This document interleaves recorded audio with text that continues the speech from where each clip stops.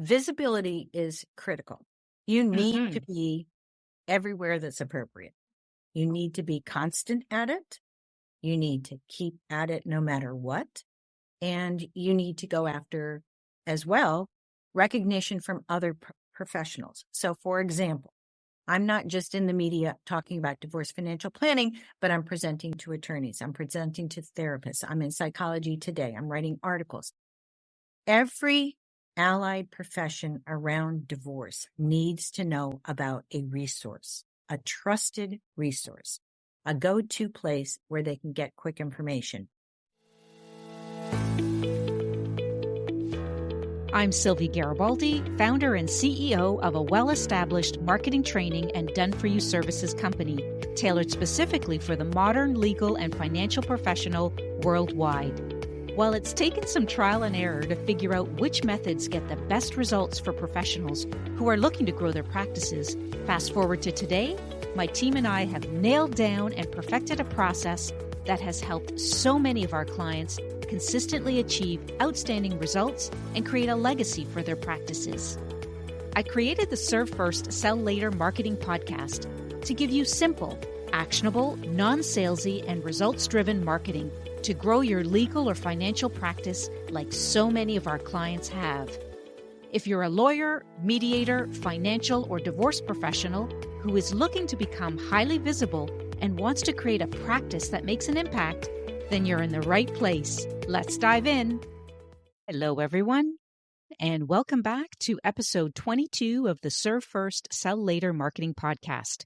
And in this episode, I'm honored to have a special guest, Lili Vasileff, who is a fee-only certified financial planner, master analyst in financial forensics, certified divorce financial analyst, and president of Wealth Protection Management based in Connecticut.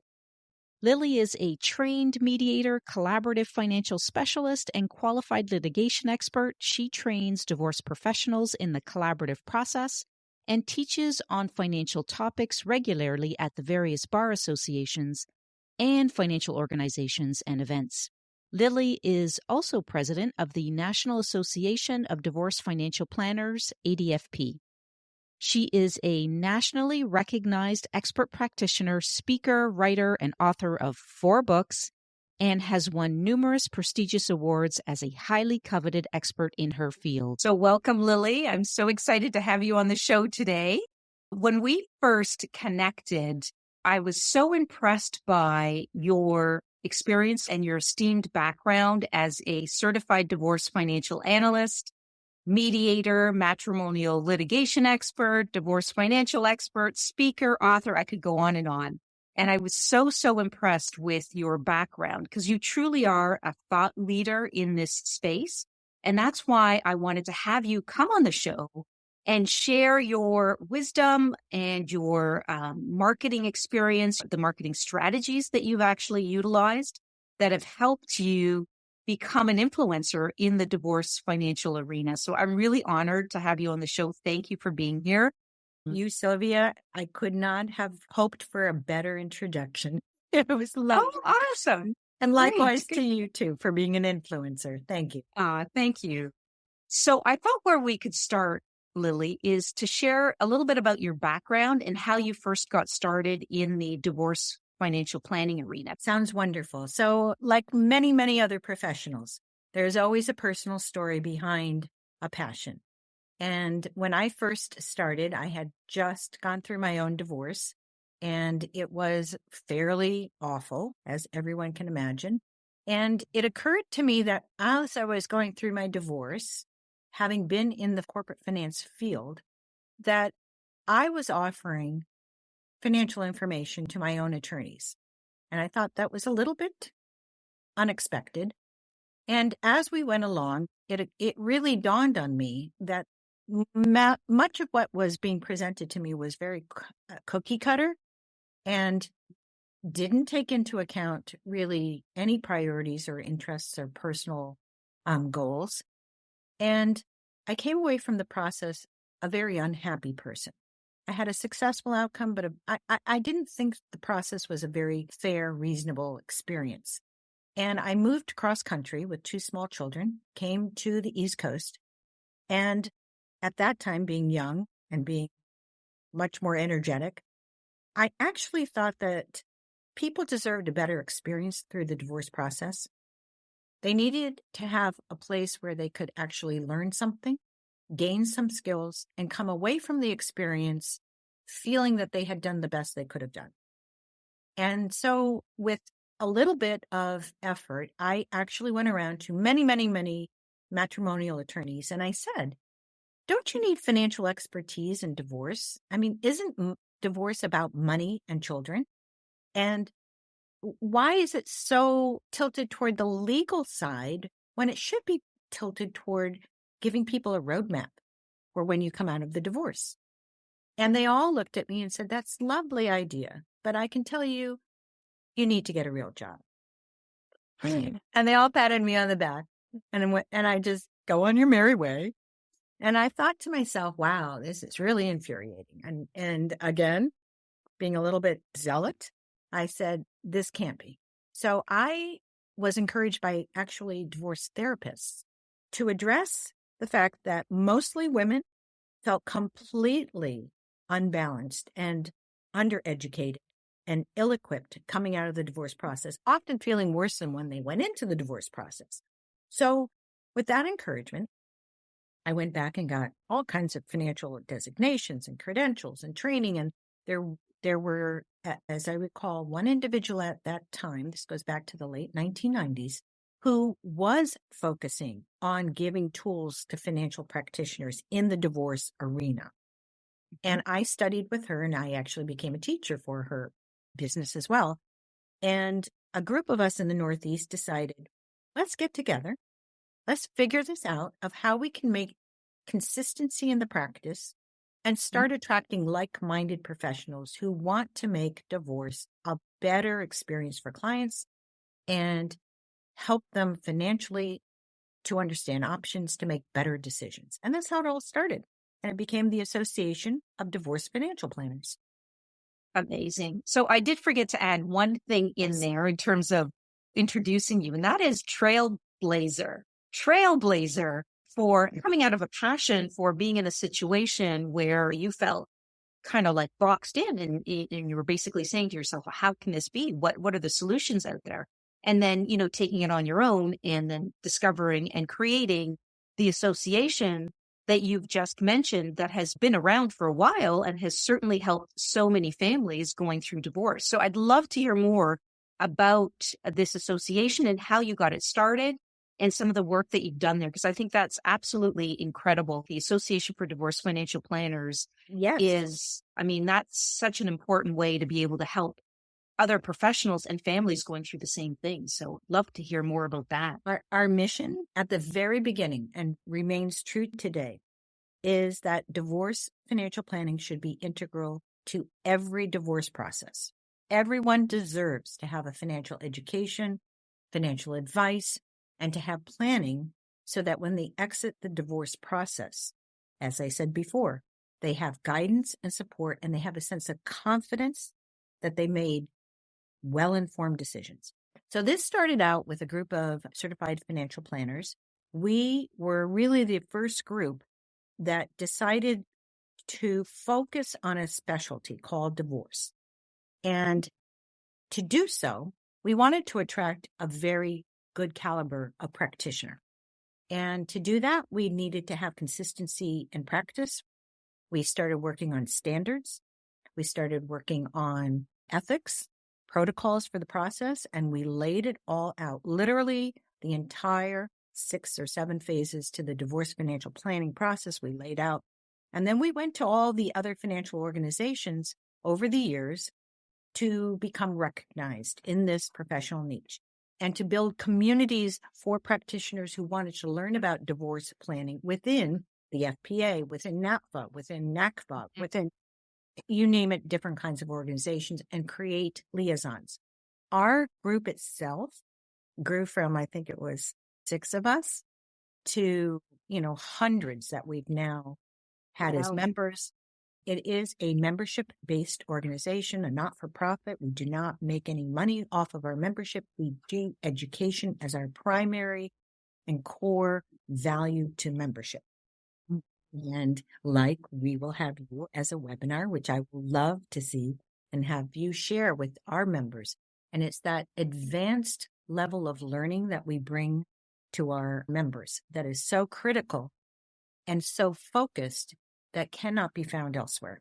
I mean, this is really where you come to find out what your comrades are doing, how they practice, learn standards development, where the glitches are, and share stories so that there's a camaraderie and you can learn from one another without any kind of bias or judgment or fear that you have said something that's out of turn, because all of us have been through the process of learning and gaining the skills and then applying the skills. Often it's not so easy. I mean, and I know we are working in a sandbox, and it's a legal sandbox that the attorneys control. No doubt about it, divorce will remain a legal process no matter what. So we have to be very respectful and knowledgeable about what the boundaries are. And we work with our clients as a support and supplement to a legal process. And that is essential to divorce financial planning.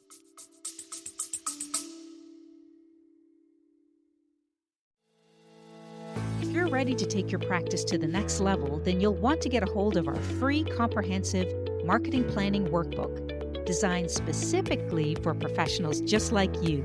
With this step-by-step guide, you'll unlock the secrets to attracting your ideal clients, generating more leads, and mapping out your entire year of marketing with ease. Don't miss out. Simply go to sgandassociates.ca/marketing-planning-workbook for podcast. Link is also in the show notes. Check it out.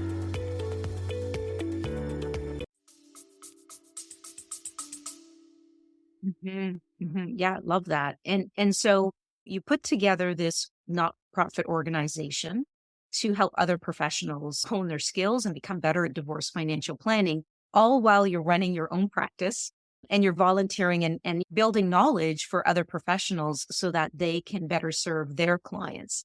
So I absolutely love how you've done that, but I would imagine that took a lot of time away from your business to actually help build this organization along with your colleagues who helped you build that.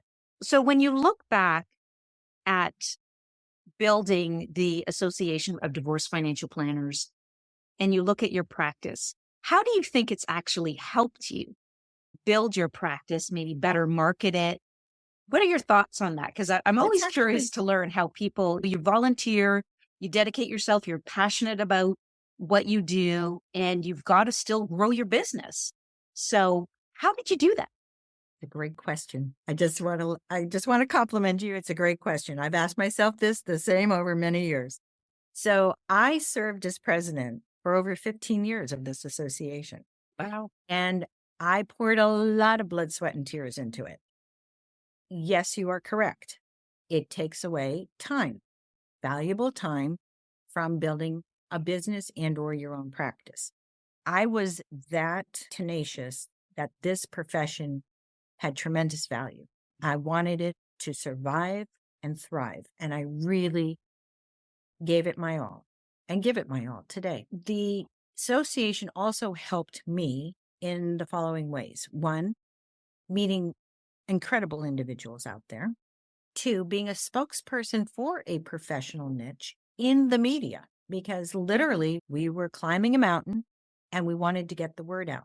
So a few of us became the spokespersons for the ADFP, the association, and that did help tremendously in terms of building contacts, media contacts, credibility in the industry. And when something or someone had, a crazy divorce, or there was, somebody in the news like a celebrity, they contacted us, and it was wonderful. And so a lot of it was, reciprocity in terms of what I gave to the association really helped me gain confidence in being a spokesperson for the profession and gaining that credibility and reputation within the industry itself as well. Absolutely. I can see how it would help build the know, like, trust factor incredibly quickly, being in the role that you are in at the ADFP.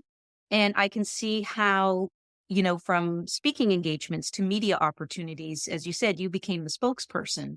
And so elevating yourself in the media itself, somebody's Googling you, which most people are doing nowadays, trying to figure out, is this a person I want to hire? What's their background? What is their thought leadership? What do people say about them? People are Googling others all the time before they purchase any kind of service, any kind of product. So knowing and seeing you in the online space, people saying, oh, she contributed to this article, she's a speaker here. I would imagine that really helps to build the credibility much faster. And I think that's what you're indicating has helped significantly. Visibility is critical. You need Mm-hmm. to be everywhere that's appropriate. You need to be constant at it. You need to keep at it no matter what. And you need to go after, as well, recognition from other professionals. So, for example, I'm not just in the media talking about divorce financial planning, but I'm presenting to attorneys. I'm presenting to therapists. I'm in Psychology Today. I'm writing articles. Every allied profession around divorce needs to know about a resource, a trusted resource, a go-to place where they can get quick information. And along the way, let me just add this too. Mm-hmm. It has been my great privilege to be able to contribute information. And I don't benefit financially from it, but I am contributing information wherever there is a request for it. And so that's a really large part of what I do as well. I'm feeding information to people that are reaching out and say, gee, I just need this question answered or whatever. On the flip side of that, I also do a lot of pro bono with clients. And I think that's an important give back for every professional, no matter what. So in the end, I think the integrity of what we are trying to do has to speak for itself. The integrity of how you work with colleagues, how you work with clients, how you work in the public and pro bono and give and donate and contribute to an education that is going to help all the families is really the whole crux of what I do. Mm-hmm. I mean, that's why I do what I do, is to make a difference and to make a positive difference. And that you are doing for sure. So congratulations for that, Thank you. Because you have certainly made huge contributions to this industry. And so one of the things you spoke about was visibility and being present and offering advice. And so one of the things that we see in terms of visibility is that omnipresence. So being in multiple places where potential referral partners and prospects can find you. So that's definitely something that I've clued in that you've done incredibly well. You're spreading your thought leadership, and then that's how clients and referral partners are being attracted to what you do. So let me ask you this. You talked about ethics and how you work with your clients. And so I'm curious, how do you help your clients get the best results? Well, in any number of different ways. The very first is that you need to listen carefully. Listen really, truly carefully, without bias, without judgment, and try to decipher how this fits into what are the parameters within the process, whether it's mediation or collaborative or litigation. I find, much to my frustration, that many times people do not listen to their clients. And I can give you so many stories about this. But, one comes to mind, which just always makes me laugh. And I think that's the first step. The second step is to help them feel as if they can prepare. Action speaks louder than words. Giving them guidance and actual step-by-step instruction to help them get started, to prepare for what will now come, is like saying, let's do homework. So when you have your quiz tomorrow, you actually know what it's going to be about. Because most people don't have any interaction whatsoever with an attorney until they go through a divorce. So it's frightening. It's intimidating for them. And I would just add, probably a lot of these people don't have financial advisors either. But once they understand that you're there to support them through a process, it becomes a very different kind of dynamic and a good one. So how do I help my clients get the best outcome? That's the first piece. Preparing is the second piece. Making sure that all questions are addressed. However they may sound to me, they need to be addressed. If there's something rattling around in somebody's brain and it's like 3 a.m, I tell them, get up, write it down, keep it, send it to me later. Don't wake me up at 3, but it's important because it's giving them anxiety and it's causing distraction. So many times people are so distracted by anxiety or fear or paralysis that they're not focused on what they could do for themselves. And that's why you need to address it as best you can at each step of the way. And I think the next part to that is to be able to develop options. Think on your feet, be a little bit creative. Nothing's black and white in this world. And I am sure that clients can come up with information that they never thought they could before, just because you're sitting there and taking it in and asking them more and more questions, generating the kind of probing that is soft in many cases and also to the point. Yes. And I think what you've described is like the VIP treatment of clients coming in and getting inside of their brains and understanding the questions they're going to have. And I absolutely love that you just step by step, here's what we do. Step 1 is we do this. Step 2 is we do this. And I think when you are working with someone who is going through something as tragic as a divorce, their brain, it's stressed. And so when a brain is stressed, they may not be able to understand, what do I do? They feel overwhelmed. So I think the VIP treatment that you offer with, let me walk you through the process. Let me hold your hand. This is step 1. This is what we do. Once we do this, we move on to this. And I absolutely just think that is a brilliant way to guide people that are going through something that's incredibly difficult. And for some, one of the most challenging times in their lives, where they may not be thinking as straight as they would like to because there's just too much stress going on. So guiding them through that process is absolutely important. You're so right. But I'm going to jump in, Sylvia. Many times we think of people going through divorce as one of the hardest transitions that they will have. I stopped saying on the phone, oh, I'm so sorry to hear that, because many times I was countered with, are you kidding? This is the best thing that could ever happen to me. So I stopped considering it that way, number 1. And number 2, you have to deal with each personality. And I mean this in all sincerity. There are many individuals who come into a divorce process as a business transaction. They're often told, oh, think of it as a business. But there are people who actually come in thinking it's a business transaction. They don't have the patience to be handled. They want to know, what's this? How do I get to here? And how long is it going to take? And those individuals have an entirely different, hand-holding kind of walkthrough, right? And there, I'm very clear. This is what happens. This is what I need from you. This is what we're going to do with it. And this is going to expedite and be more efficient to get to the finish line.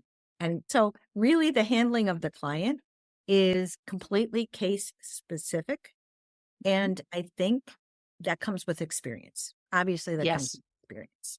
Yes, because you're able to figure out where they are in the process, what is their personality, how to deal with them. And so you're right, experience does play a factor there for sure. So if we're looking at transitioning to how one builds a practice and referrals are the lifeblood of a lot of legal and financial practices. What is your best advice you would give to anyone who is looking to build those referral partnerships? How do you do it, and how do you make sure a reciprocal relationship? Because that's a big complaint we hear. It's unbalanced. I understand. Most people will say, I sit by my phone and it never rings. And I remember this at our conferences, newbies coming in would say, I don't understand. My phone's not ringing. And I said, it's never going to ring.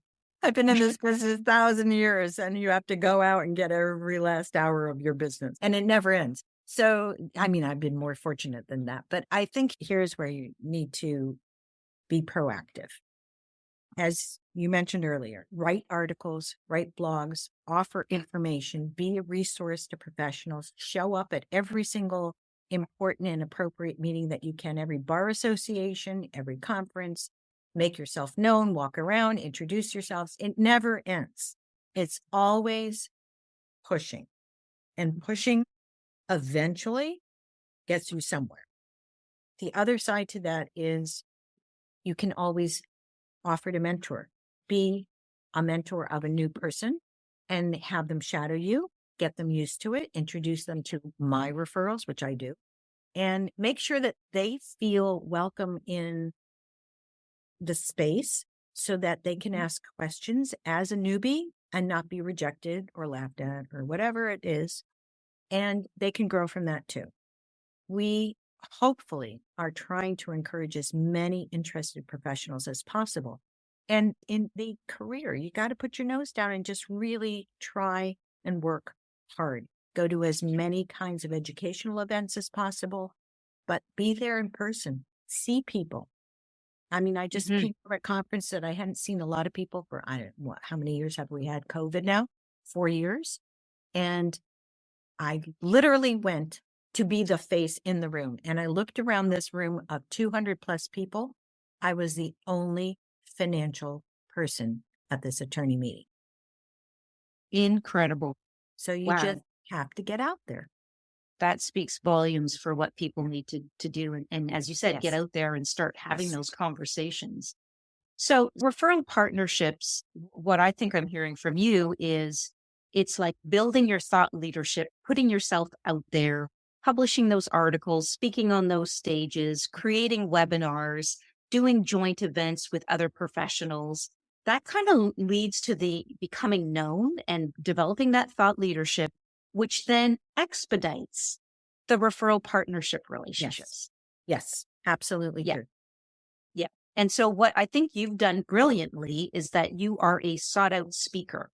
And I know you've spoken on many stages. And my question for you is, for those that are aspiring to do that, because they know that's going to help in so many ways, not only will it attract more ideal prospects, but referral partners as well.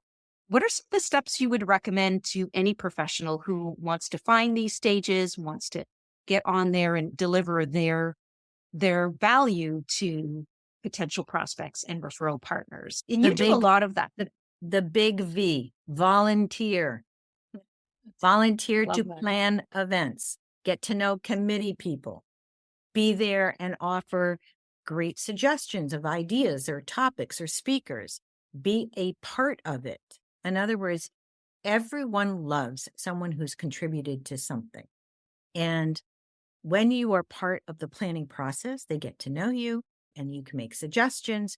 You can be on a panel. You could be a moderator. You could be at the check-in place and get to see everyone checking in. I mean, whatever it is, the idea is put in your dues and work hard in the sense of meeting people, because it's all about people.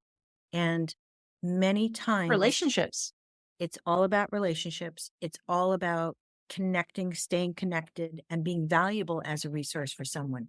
So, for example, the ADFP, the association, has just reached out with affiliate partners. And from the affiliate partnerships that we started developing, guess what? They invited, some of us to be speakers at their conference, right? And vice versa. And that's how it works. When you start collaborating with your colleagues, it just starts to flow, and it flows really nicely. That's an excellent example. Absolutely excellent example. The world is so interconnected. So you'd be surprised at who knows who and, how the conversation can flow to an introduction of any kind. And I know for some of the work that you've done, you've spoken on some big stages. And would you say that part of how you've been able to get booked as a speaker on these stages is through not only your connections and relationships, but some of the credibility building work that you did as part of the association? I think yes, but I also think, just to get this out there, everyone likes a story about divorce. And there aren't that many people who talk about divorce in the context of whatever the conference might be. If it's a valuation conference, if it's a tax seminar, if it's an estate planning seminar, if it's a financial planning conference, you have to take the topic and put it within the context of what's happening for the attendees. Like, how are they going to use this information and use it practically? And once you can figure out how to transform what you're really good at in terms of a topic into what the attendees can learn from it and deliver from it, that gets you so far into this network of speaking engagements. And for example, I was at the National Financial Planners Association conference, and I sat at a table with a lot of insurance people. I don't sell anything. I'm a fee only CFP. And they were all talking about annuities. And I looked at them and I said, have you ever considered annuities and what issues are in divorce? And they all looked at me and went, what a great topic. Could you go? And it all starts from there. It just kind of rolls. Yes. You roll with it. Yes. So annuities can be great because they are income providers, but they're like a nightmare to divide in divorce. So, all of those issues that they possibly could be interested in, right? So that's how it works. You just have to think of how can they use this information around my topic of divorce? What would be important for them in their business? And get creative around how to do that. And that's exactly what we help our clients do when they're like, where do I go? How do I speak? Where do I find these stages? And that's exactly what we help them do, is figure out, well, where are you connected? Yes. Or where can the messaging come in? So get creative with the different places where you can speak. And most often people go, oh, gosh, I didn't even think about speaking at that particular organization or association. And it's so true, because there are so many different places where you're going to find people that have a need for divorce that may not be quite traditional, but just thinking outside of the box and how you can add value. And I love the example of the annuity, because people may not piece all those things together, or professionals that are trying to figure this out are not really thinking out the entire process of how they could actually find these different stages. And we know that whether it's in person or a virtual stage, when you are out there spreading your thought leadership, that is marketing. And that is what starts attracting the right ideal prospects and referral partners. But it has to be done on a consistent basis. If it's not happening consistently, it's going to be really difficult to get that momentum. So the other thing I want to touch on, because I think this is a really important area of building thought leadership, is becoming an author. And you have written 4 books, amazing 4 books. And so I'd love for you to share with me the books and any kind of advice you can give to people who are interested in going down that avenue to help them build their practices. Well, this is a funny story. So the first 2 books are related to one another. And the first one is called The Ultimate Divorce Organizer, which was proposed by a publisher to a friend of mine who was a divorce coach. And she said, you know what? This is kind of like a baby planner, or maybe like a wedding planner, but they want a divorce planner. And we both laughed and said, are you kidding? And so it's literally a notebook where you write down your notes. You can take out pieces of paper. You can put down business cards. It's exactly like what you imagine it to be. And she said, I can't do the financial piece. I absolutely have no clue. And so we sat down for a couple of weekends in a row and banged out this book. And then they created a shorter book called the Divorce Planner Checklist that can literally go in your purse or your pockets or hide under your seat in the car. And it was the idea that you take it with you.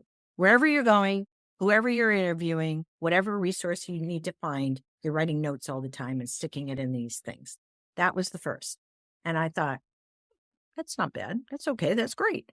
The third one, which was really my biggest one, I was invited by the American Bar Association to write their first and only book on money and divorce. And I went through an editorial committee. I proposed the table of contents, all of the attachments, glossary, etc. And that took me probably close to a year to almost 2 years. And I'm very proud of that book. I think elevates divorce financial planning in the eyes of the industry. And I was very proud and honored to be able to do that. And that book is called Money and Divorce, The Essential Roadmap to Mastering Financial Decisions. And that's available through Amazon, through the ABA, everywhere. I think that book in and of itself is the step-by-step instructional guide on how to prepare financially for divorce and what are the financial issues. And there are tips, there are mistakes laid out in there, all kinds of things. There are no stories, This is all about financial issues. And when I was asked to write the book, I literally went every place I could and pulled all the divorce books I could, everywhere I found. And all the divorce books I found have stories.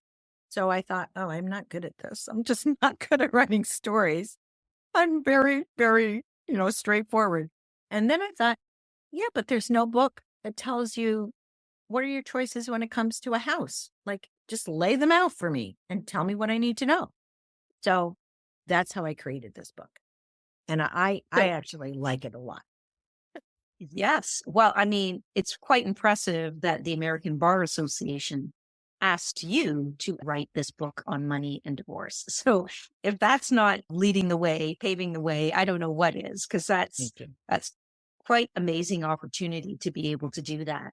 And so all of your books, will actually put links to them in the show notes so that anyone who's interested in getting a hold of them, they can actually do that. So what is your take on that? You're an author, and so you've written these books. You've had some very prestigious associations approach you to write. How has that helped you in your practice? I think everything that one accomplishes is just another mark of credibility. People feel more safe. They feel as if you must be a trusted resource.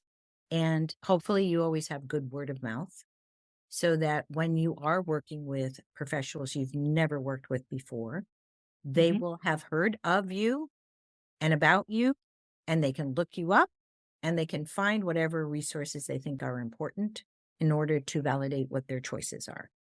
Does it bring money in the door? Who knows? It's a hard call to ever measure what credibility is worth. But I think it's just part of the trajectory of a career. If you really feel strongly and continue to be passionate about what I do, which is to bring trusted professionals into this practice to make sure the divorce process itself is a more holistic one for clients going through it, then it just seems like there's just never enough to do. I mean, you just have to keep at it. And so what advice would you give to anyone who's starting out their practice? They're becoming a divorce financial planner or any other professional for that matter. What advice would you give them, or what would you wish you did earlier to really help you grow your practice, build your thought leadership, work with those referral partners? Does anything come to mind? Well, when I first started out, there really wasn't anyone who could mentor me. So it was really carving new ground. It was hard to know who was out there. And there was a tremendous amount of bias against an outsider coming into the legal process. So attorneys were very much accustomed to controlling everything and their clients and the process. So it was really a hard haul. What would I recommend to people now? Again, just tap into as much education as you can.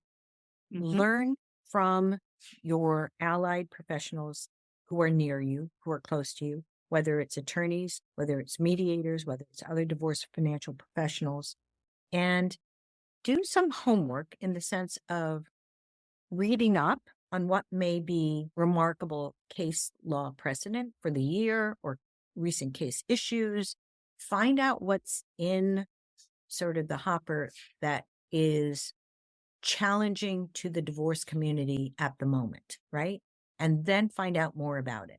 So, for example, when we're sitting here and I'm thinking of what just came across my table and what I'm speaking on is artificial intelligence. All right, so how are we going to blend this into practice where it's literally at its early revolution stage? That's one thing. A second thing, stay on top of all the financial tax laws and any other kind of accounting rules so that you're not left behind when somebody says, oh, by the way, didn't you know that an inherited IRA now is XYZ? And you're like, what? So always be cutting edge. Be the best you can be, whether it's in your own profession, whether you're a CPA, whether you're a CFP, whatever you are, but also have the next ripple effect of what's happening in the divorce community. Stay on top of the legal issues that are impacting cases now. Fantastic. I love that. So one of the things that you tapped into that I know that you wish you had when you had first started was mentorship.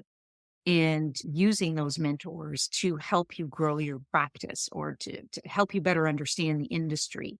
So, I mean, if there's someone that's coming in, what would you recommend they would do in terms of how do they find these mentors? How do they start these discussions so that they can, start to use that as a resource, but in a way that's authentic and doesn't feel like they're draining someone's time? And a lot of people feel a little uncomfortable with approaching a mentor. First thing, you can look up who is a divorce financial planner within your community. You can go to a few different websites. You can go to our association website and look them up and make a phone call. Say, I'm just starting. I just spoke to somebody the other day. She's just starting out. I said, why don't you join our association? Come learn from us. And for the people who perhaps don't feel like they have enough experience or enough guidance, we offer a mentorship program. There's another mentorship program with a different organization. Seek them out. Ours is led by 3 people who have over 60 years of experience between them. And it's 10 months and you get a lot of one-on-one. What could be better than that? Right? Mm-hmm. So there are many resources out there, again, that I would say you have to go and find them. They're not going to necessarily fall into your lap.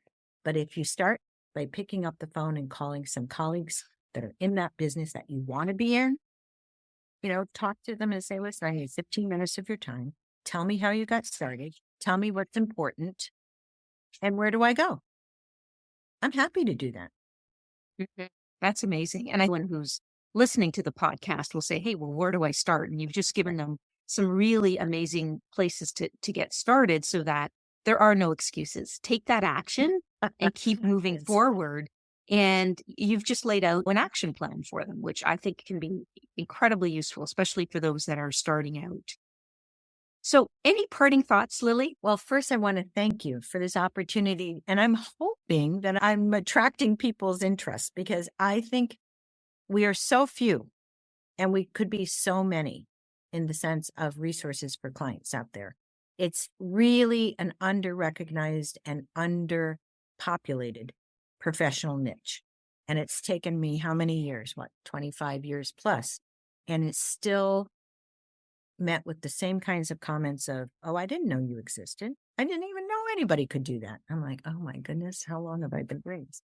So it's there. Jump with both feet and recognize that, of course, not everything fits everyone. But this is a process that will challenge you creatively. It will challenge you intellectually, and it will challenge you emotionally, because it's so multifaceted, the whole transition of divorce. And so when you are really getting interested in this, recognize that it's not a straight line, that this is going to be something that is a little bit outside the box, and be prepared for it and learn from that.